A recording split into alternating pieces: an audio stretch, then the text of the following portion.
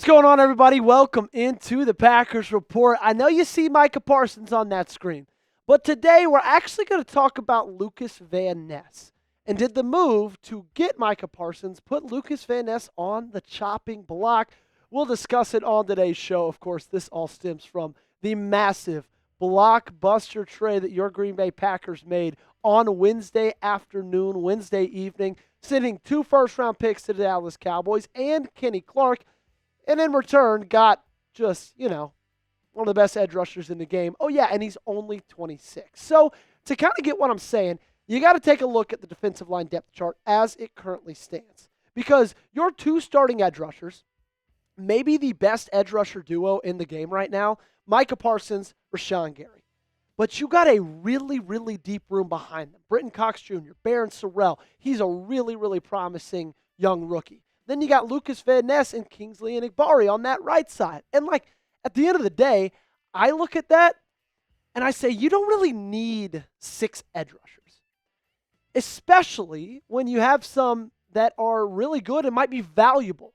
Because what you do need, and I'm pretty positive everybody watching this video agrees with this sentiment, is you need some cornerback help.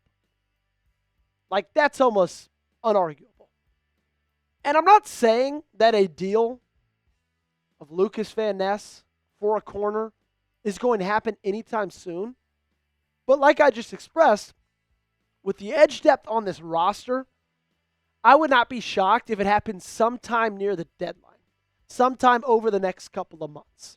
Because I think that when you look at this cornerback room and you think about this cornerback room, that is by far the weakest link on this team. And I think that's the only link that we would say that might be the one that keeps us from winning a Super Bowl. Let me know, okay, by hitting that thumbs up button if you're still loving the Micah trade.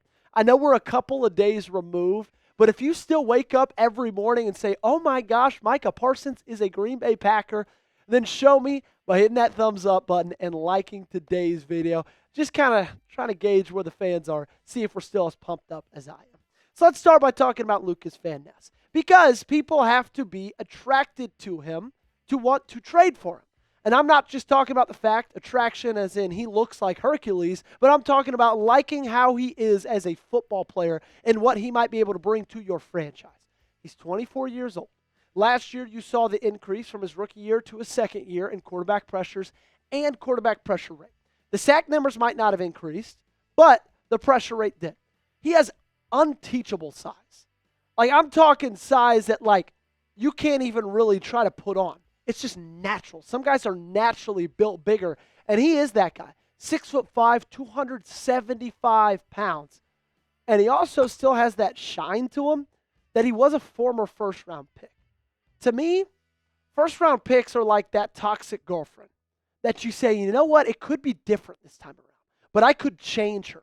That's what another team could look at with Lukas Van Ness. If they don't love his production, they could see, but he was taken in the first round. I can make something out of that. And if you're not talking Lukas Van Ness, and I think the next edge rusher you might want to discuss is Kingsley Enagbare. Maybe Green Bay doesn't want to deal Lukas. Maybe they look at him, like I just said, as that toxic ex-girlfriend, and they're saying, you know what, I could change him. I could still get something out of him. Maybe they look then to Kingsley Enagbare. Maybe they say to him, hey, maybe you're the guy that we ought to put on this chopping block. Because he's got some things about him as well that make him attractive to trade for. He's only 25 years old, right? He's not that much older than LVN. Last year, when Preston Smith was traded away, guess who got the starting nod?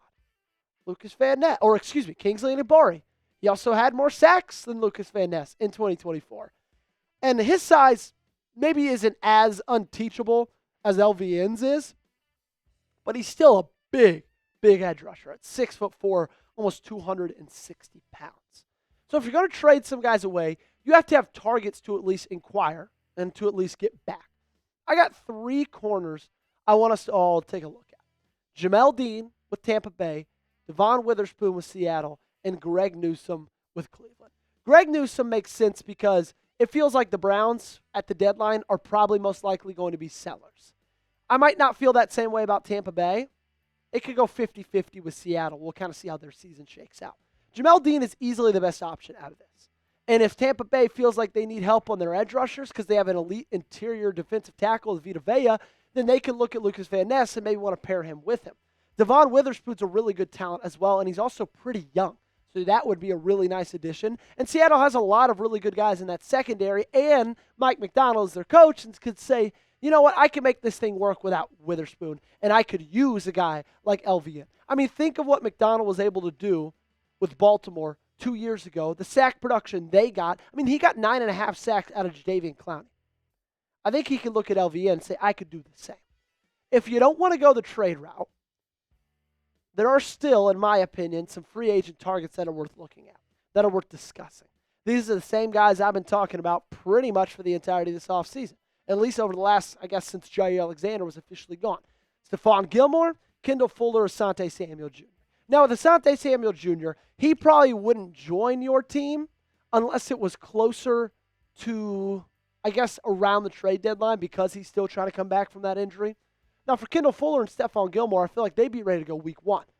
But also, you got to think of the fact that they've been free agents for the entirety of this offseason. There's a reason they haven't been signed yet. There's a reason they haven't been signed by Green Bay yet. So I don't know if I'd bank on free agency being the avenue too much. You tell me, what do you think the Packers should do at cornerback? Should they trade for one? Or should they go the free agency route? Or maybe you think they shouldn't do either. You just let me know in the comment section down below. While you're down there, you'll find this link, chatsports.com/Packers hoodie. I dare you to click it because when you do click it, it'll take you to this hoodie for only $44, okay? I know the weather is a little bit cooler nowadays, but you know what? It's going to be really, really cold soon, and a $44 hoodie is not going to be happening for much longer because winter is coming, and it's only going to get colder, and by the time it does, they're not going to be $44 anymore. This thing's $26 off. Take advantage while you can. Chatsports.com/Packers hoodie. That's in the comments and description of today's video.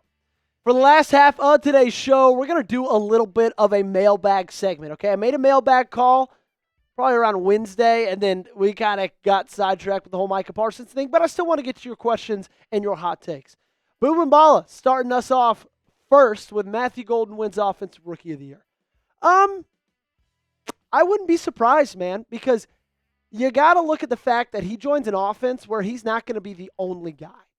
A lot of times, if these first-round wide receivers are taken, they go into an offense and they're the best weapon automatically. He's not. You got Josh Jacobs that he's going to compete for, yards with. Same with Jaden Reed, Romeo Doubs, Tucker Kraft. Now, those also might be the reasons that he doesn't, because you have to share the sugar on this offense. There's a lot of really good players, and so his yard production, touchdown totals, they might not be up to snuff of Offensive Rookie of the Year numbers. Regardless, though, I think he's going to have a phenomenal season. Snake Master 123 up next. Are the Packers Super Bowl contenders after the Micah Parsons trade? If so, this year? Yes, they are, and yes. 2 quick yeses to your question. Immediately after that trade went down, I said this is what will make the difference between them being a playoff team and a Super Bowl contender. You have the quarterback. You have an elite run game. You have great wide receivers, especially now that you add in Matthew Golden. Stout offensive line, now one of the best pass rushers in the NFL, maybe the best pass rush duo in the National Football League. Like, you have everything you need, and you have a coach who's been in the NFL for 6 or 7 years. You got all you need. You check all the boxes, okay? So, yes, they're contenders, and yes, it's going to start this year. Are the Packers Super Bowl contenders? You let me know down below. Give me a yes or a no, okay? I think they are. You might feel differently, though, and I want to hear what you have to say down below in the comment section. Up next, my man, Sports Prods 22. Would you rather have taken Trey Amos in the draft than Belton or no? Yeah, I would have. And I think I said that draft night. That's not just like 2020 hindsight. It's not just like I'm that guy who says, oh, man, we should have. If I was the Packers GM, I would have drafted Tom Brady in the first round. No. I said this on the night of the draft. You had so many good cornerback options there. And now, this team, I feel like, is the biggest weakness they have is cornerback. You have Trey Amos on this roster. That lessens that effect. So, yes, I would have rather them taken Amos than Belton. But I might feel differently next year if Belton has a big step up. But now Jordan Morgan probably being the starting left tackle, then that pick maybe even looks sillier than it already was. Caters V10, last one of the day. Would Christian Watson be a good DB? I feel like he has height, speed, and strength to be one. No, I don't think so. There's a reason that he's a wide receiver and not a defensive back. He almost is like a little too big to be a defensive back. I mean, Christian Watson, height and weight. Let's see.